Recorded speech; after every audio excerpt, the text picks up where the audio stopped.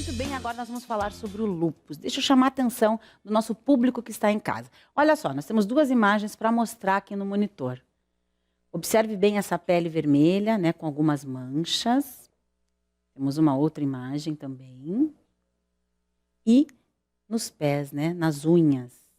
Se você identifica algum tipo, né, desse tipo de mancha, de vermelhidão na sua pele, fica atento, porque pode ser lúpus. Vamos conversar, então, com o nosso convidado. Muito obrigado por participar do nosso programa, Dr. Valdelírio Feijó de Azevedo, que é médico reumatologista, diretor científico da Sociedade Paranaense de Reumatologia. Seja bem-vindo ao programa para falar de um tema que é tão importante, né, doutor? Boa tarde aí, telespectadores da TV Evangelizar. Boa tarde, Cecília. Boa tarde. E aos ouvintes e telespectadores do programa Vida em Ação. É um prazer estar aqui com vocês. Que bom. Doutor, o que é o lúpus? Que doença é essa? Lúpus é uma doença autoimune, uma doença inflamatória. É uma doença bastante complexa. Ela tem determinações genéticas, né? Muitas vezes familiares, e que envolve principalmente mulheres jovens, apesar de que pode ocorrer também em homens, mas a grande maioria das pessoas afetadas com lúpus são mulheres, na faixa dos seus 18 até 40 anos. É uma doença que leva a limitações extremas, né, na qualidade de vida e que pode, inclusive, levar a óbito, a casos graves, no qual a doença ela pode fazer manifestações graves, como manifestações renais e neurológicas e levar ao óbito. O senhor falou uma doença autoimune. O que significa isso, doutor? O que é uma doença autoimune? Autoimune significa que o próprio sistema imunológico está agredindo a estruturas que fazem parte do corpo. São chamadas estruturas self, de você mesmo. Então, cabe, na maioria das doenças autoimunes, dizer, em palavras leigas, que é uma desregulação do sistema imunológico. Em vez de ele atacar bactérias, vírus, outros micro-organismos, ou funcionar só no reparo de tecidos, quando existe uma agressão, ele acaba agredindo a ele mesmo sem uma necessidade. Às vezes sem um fator de gatilho, simplesmente por uma desregulação imunológica. Eu vou convidar o pessoal que está em casa, né? Se quiser participar do nosso bate-papo, pode participar através de perguntas ao telefone, porque nós estamos ao vivo. É o 41, que estamos em Curitiba, 3221-6078. Seja super bem-vindo, caso você queira fazer a sua pergunta diretamente para o doutor que está aqui. Doutor Valdelírio, o que na verdade, quais são os órgãos que o lúpus ataca? Quais são os órgãos afetados? O lúpus ataca praticamente todo o organismo. Quase todo o tecido é atacado, é agredido por essa doença. Mas principalmente as articulações, a pele, que você mostrou aí muito bem, o eritema malar, que é uma das manifestações do lúpus, clássicas do lúpus, fazendo aquele eritema que não poupa a borda do nariz, porque tem gente que tem um rostinho, somente aqui no sul do Brasil, os estados do sul, pessoas que são descendentes de arianos, germânicos, às vezes ficam com o rosto rosado. Isso não é eritema em asa de borboleta. Tem que ser, não poupa a borda do nariz. Então você vê o eritema que passa por cima do nariz e chega nas maçãs do rosto. Chamado eritema malar ou em asa de borboleta, porque ele lembra uma borboleta com as asas abertas. Mas também os rins são bastante afetados. Nós temos bastante agressão também no sistema pulmonar, agressão no sistema nervoso central, no cérebro, ou sistema nervoso periférico, nos nervos periféricos, agressões no baço, agressão no aparelho gastrointestinal. Então, são vários. O próprio sistema hematológico, o sangue, todas as células sanguíneas podem ser afetadas basicamente no lúpus. E isso leva a duas características fundamentais no lúpus. Primeiro, que é a baixa da imunidade, que a própria doença provoca, né? Facilitando também infecções secundárias, né? Pessoas que têm lúpus normalmente têm predisposição para ter determinadas infecções mais do que a população normal. Ok, a gente sabe que são vários tipos de lúpus, né? Sim. Gostaria que o senhor me acompanhasse até o telão que nós temos aqui, fica mais fácil para a nossa explicação. Falar um pouquinho dos tipos de lúpus, então, doutor. Aqui nós colocamos 1, 2, 3, 4, 5 tipos, né? Na verdade, a doença principal é o lúpus eritematoso sistêmico, que está mostrado aqui à nossa esquerda, né? Chamado lúpus eritematoso sistêmico propriamente dito, porque é a doença que agride todos os tecidos do corpo. Por isso o nome sistêmico, porque todos os sistemas estão envolvidos. Existe uma doença que é basicamente da dermatologia, do campo da dermato, que não tem muito a ver com os lúpus sistêmicos. Muitas vezes ela tem características genéticas, etc., separadas, que só envolve a pele. Aí o paciente não vai ter doença articular, não vai ter doença em outros órgãos. É o lúpus eritematoso discoide. ele pode coexistir junto com o lúpus eritematoso sistêmico, mas normalmente é uma doença cutânea, só está na pele. Tá na pele. O lúpus cutâneo subagudo é uma doença também que faz parte do lúpus eritematoso sistêmico e ela tem manifestações extremamente polimórficas, ou seja, que tem muitas formas diferentes de afetar o organismo. Existe lúpus induzido por drogas, alguns medicamentos podem induzir lúpus, alguns agentes antihipertensivos como a procainamida, a hidralazina, que é usada como agente para tratamento de hipertensão arterial, podem induzir lúpus. Então existem drogas que podem induzir essa doença. A doença ocorre com manifestações muito parecidas com lúpus sistêmicos e quando você tira o tratamento, a doença some, na maioria das vezes. E existe o lúpus neonatal, que é um lúpus de criança. Normalmente são em mulheres que têm lúpus eritematoso sistêmico e que tem um determinado anticorpo presente na circulação, chamado anti-Ro, e essas crianças já nascem com a doença, por volta do primeiro mês, eles já começam a ter manifestações que envolvem desde manifestações cutâneas, manifestações no sistema imunológico e alterações cardiovasculares. Essas crianças podem ter uma alteração de arritmia cardíaca relacionada ao lúpus chamado lúpus neonatal. Ok, nós temos uma pergunta agora ao telefone, a Marisa, lá de Minas Gerais. Seja bem-vinda ao programa, Marisa. Que bom que você ligou. Qual que é a sua pergunta para o Dr. Valdelírio? Olha, eu queria saber que eu fiz um tratamento de 11 anos até 21 anos com a bezetacil. Depois dos 21 anos, o médico suspeitou que eu tinha lúpus. Depois já passou a não ser lúpus mais, passou para fibromialgia. E eu hoje estou com 56 anos e nunca consegui ficar livre dessas dores no corpo. Tem dia que eu não caminho de tanta dor. Eu queria saber se isso tem a ver. Ok. O que pode ser, doutor? Olá, Marisa. Foi um prazer poder responder a sua pergunta. Na verdade, você está falando de 3 coisas distintas. Por exemplo, não se trata lúpus com bezetacil. A penicilina benzatina ou bezetacil, ela foi utilizada e é utilizada ainda na profilaxia da moléstia reumática ou febre reumática, que é uma doença completamente diferente do lúpus eritematoso. Muitas vezes ocorre que numa fase inicial, na criança, às vezes é difícil de fazer esse diagnóstico e muitos pediatras acabam diagnosticando como moléstia reumática, que é uma doença também potencialmente grave, que pode levar a manifestações cardíacas e articulares, muitas vezes com sequelas graves, né, fazendo estenose mitral ou duplas lesões em válvulas, né, cardíacas. Pode falar bem pertinho, doutor. Uma outra questão é o lúpus. Aí o lúpus tem características bem específicas. Não é o fato de ter um FAM positivo não significa que é um dos exames laboratoriais, não significa que você tem lúpus. Porque 3 a 5% da população tem esse exame positivo. E a outra doença que você reportou é a fibromialgia. Então, assim, a fibromialgia é uma doença diferente do lúpus, que ela não faz lesão cutânea, não faz lesão em órgão-alvo. Basicamente, é uma alteração de percepção dolorosa. As pessoas com fibromialgia têm sono não reparador, dormem e parece que não descansaram, dor crônica difusa. Como são mulheres, né, no caso da fibromialgia, às vezes pode haver alguma confusão, principalmente quando ela se apresenta com um FAM positivo, etc. Mas a minha recomendação é que você procure um bom reumatologista aí na sua cidade ou próximo da sua cidade e possa conversar claramente com ele, porque provavelmente os 3 diagnósticos é bem raro da gente ter 3 diagnósticos. Pelo que você comentou, é difícil a gente fazer algum diagnóstico, mas fica essa dica para você procurar um reumatologista aí na sua cidade.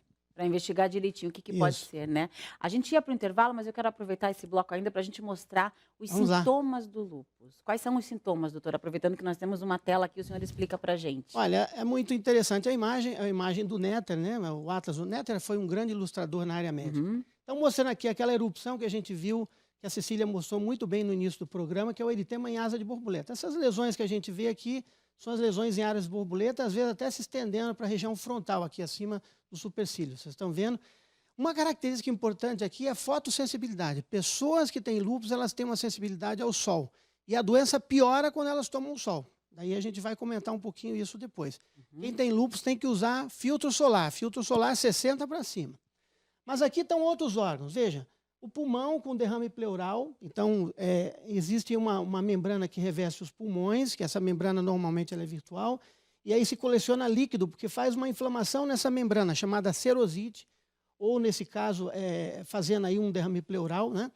essas serosites podem acontecer não só no pulmão, mas também no coração, fazer um derrame pericárdico e às vezes um derrame abdominal, que é um derrame que leva também acúmulo de líquido no abdômen. Alguns problemas cardíacos, alterações arrítmicas, pode afetar o músculo cardíaco, são diversos outros problemas também podem acontecer no lúpus. E a nefrite que leva ao envolvimento do rim. Essa talvez seja uma das mais temidas e uma das grandes causas de diminuição da qualidade de vida e de óbito também em pessoas com lúpus. Existem diversos tipos de nefrites, nefrites que vão desde de uma intensidade muito leve até levando à insuficiência renal aguda e insuficiência renal crônica. Muitos desses pacientes, muitas vezes, têm que ser transplantados numa fase mais terminal da doença, fazer um transplante renal por causa disso. Bom, a gente vai para um rápido intervalo e voltamos no próximo bloco falando sobre esse tema. Continua comigo que nós estamos voltando já.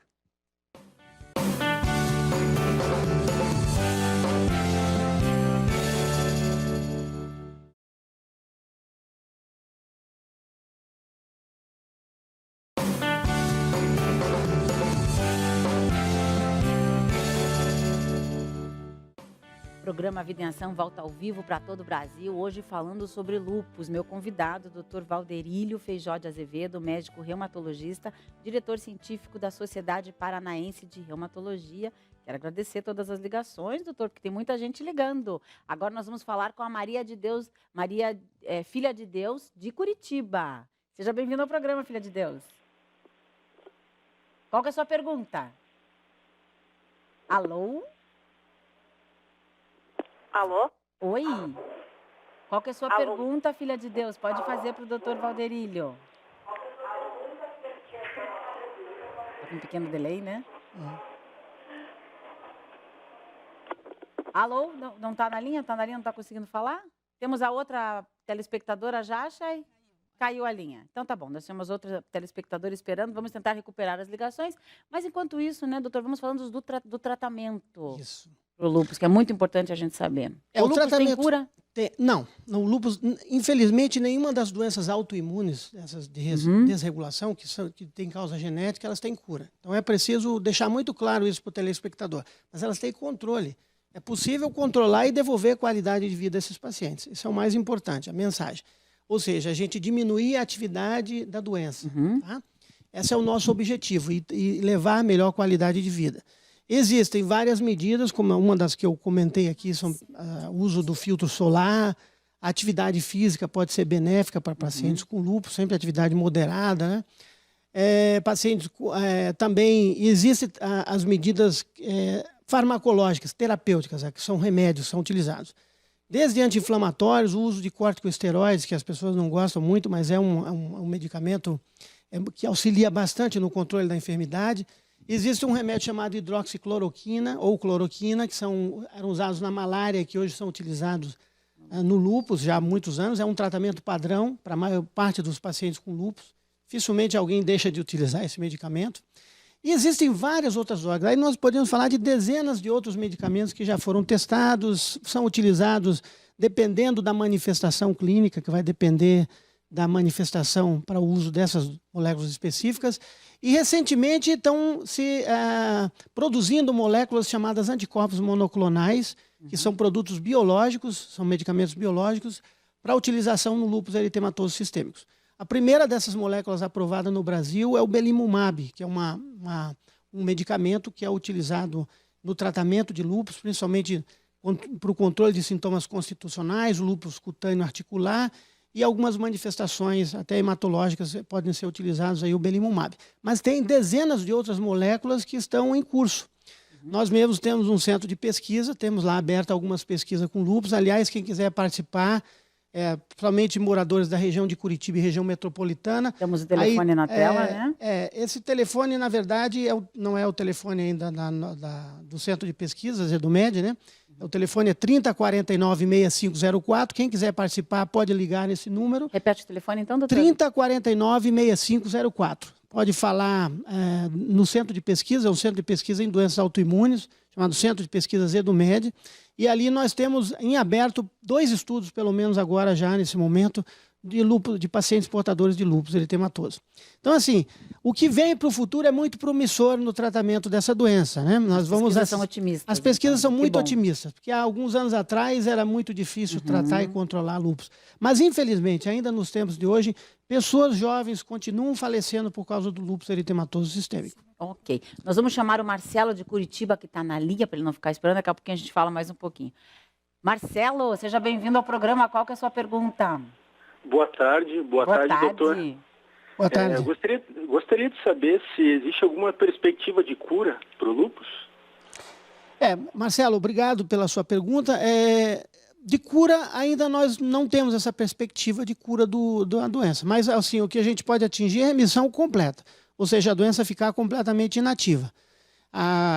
Pode voltar, claro, a atividade de doença, mas essa perspectiva de remissão da doença, que é quase igual à cura, mas a gente não pode falar em cura propriamente, ela depende claro, de um controle, de uma aderência do paciente ao tratamento, de um bom relacionamento desse paciente com o seu médico. Normalmente é um reumatologista, os reumatologistas são talvez os profissionais mais adequados para o tratamento de lúpus, embora outros profissionais participem, por exemplo, os nefrologistas, quando tem doença renal, os cardiologistas, quando existe doença cardíaca, hematologistas, quando tem doença no sangue ou de células sanguíneas. E aí, neurologistas, etc., vários outros profissionais. Mas aquele olhar holístico da doença, de todas as suas manifestações, ela é possível sim com um reumatologista. Então, os reumatologistas, tradicionalmente, sempre foram os profissionais que trataram a grande maioria dos pacientes com lúpus eritematoso, desde os primórdios da especialidade. Agora vamos para Recife, doutor? Vamos a Recife. Dilza, seja bem-vindo ao programa Vida em Ação. Você que fala aí de Recife. Muito obrigado por ligar. Pois não. Qual que é a sua pergunta, Dilza? Pode falar, nós estamos te ouvindo. Boa tarde. Boa tarde. Boa tarde. Boa tarde. Está me ouvindo? Sim, pode fazer sua pergunta, Dilza, já estamos te ouvindo. Pronto. Doutor, eu queria fazer a seguinte pergunta. Eu tenho uma amiga que ela tem lúpus, certo? Só que ela está grávida e ela tem muito desmaio. É normal? Bom, primeiro ela deve ter, toda paciente com lúpus não é uma paciente usual, né? É a paciente com lúpus que se torna gestante. Normalmente as gestações elas são tidas como gravidez de risco. O lúpus costuma piorar durante a gestação, especialmente no último trimestre da gestação. Então essa paciente ela deve ter uma atenção completa do seu obstetra e também um acompanhamento com um reumatologista, se possível, né? Precisa também separar os sintomas que o paciente tem, se eles estão ou não relacionados ao lúpus, né? Normalmente é possível controlar, inclusive com medicamentos durante a gestação. Alguns medicamentos se utiliza hoje ainda durante o curso da gestação e que não levam a nenhum efeito danoso para o feto, para o desenvolvimento da criança, como a própria cloroquina, os corticoides, os corticosteroides em dose baixa, etc., são possíveis de ser utilizados no lúpus eritematoso durante a gestação. Então, é difícil dizer para você se esse desmaio está relacionado ou não. É preciso que ela avalie, porque existem alterações cardiovasculares durante a gestação, da própria gestação, e mulheres podem ficar um pouquinho mais hipotensas e ter uma predisposição, inclusive, para desmaios, etc. Então, é preciso que ela discuta muito bem isso com o seu obstetra e, se houver possibilidade, de ter um acompanhamento também com o reumatologista. Todo cuidado é bem-vindo, né, doutor? Claro. Principalmente numa fase tão bonita que é a gravidez, né? Vai dar tudo certo, se Deus quiser. Muito obrigada, doutor Valderílio, por uma participação aqui no nosso programa. A gente sempre agradece a sua presença, esclarecendo o nosso público. E quero agradecer também a todos vocês que ligaram e participaram do nosso programa.